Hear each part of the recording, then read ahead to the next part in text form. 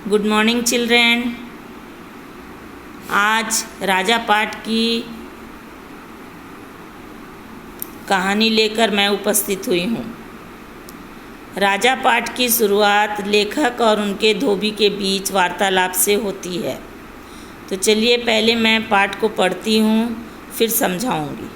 आप लोग भी अपनी अपनी पुस्तक का पृष्ठ 25 खोलकर देखें और सुनें। तो चलिए। 100 साल मैं चौंक पड़ा। मुझे कानों पर विश्वास न आया। अपने कुर्सी को थोड़ा सा आगे सरका कर पूछा, क्या कहा तुमने? 100 साल? तुम्हारी उम्र 100 साल है?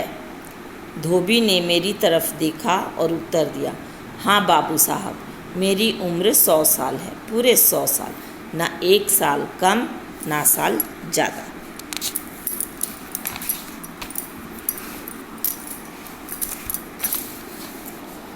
मगर तुम इतने बड़े मालूम तो नहीं होते।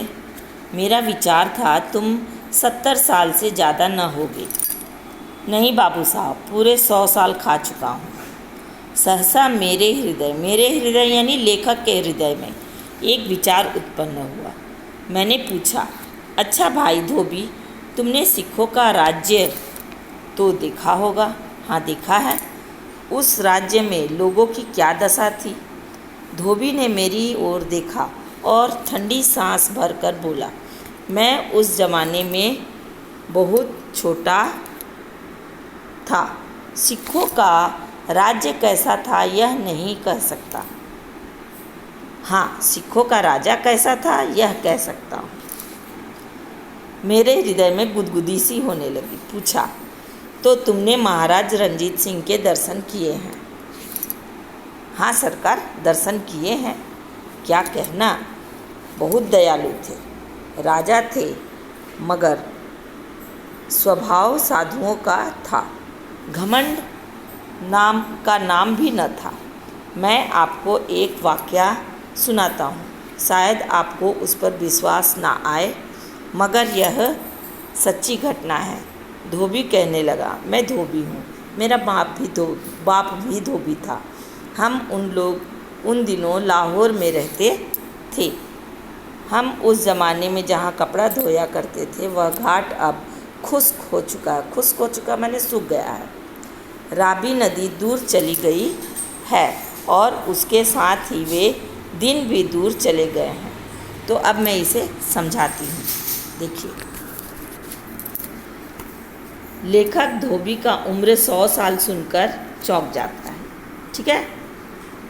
लेखक ने पूछा कि तुमने सिखों का राज्य तो देखा होगा, तो उस राज्य के लोगों की दशा क्या थी बताओ। लेकिन धोबी कहता है कि उस समय वह बहुत छोटा था, इसलिए वह राज्य कैसा था नहीं बता सकता, लेकिन उनका राजा कैसा था यह बता सकता है। उसने यह भी बताया कि उस समय महाराज रणजीत सिंह का शासनकाल था। रणजीत सिंह बहुत ही दयालु आदमी थे। एक बार की बात है, एक घटना है, वह लेखक को बताना चाहता है। लेखक उत्सुक होकर सुनने के लिए तैयार हो गए। धोबी बताया कि घटना के समय वह बहुत छोटा था और लाहौर में रहता था।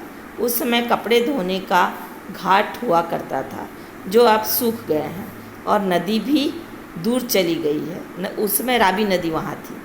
तो बच्चों, आप भी घटना सुनने के लिए अगले वीडियो तक तैयार रहना।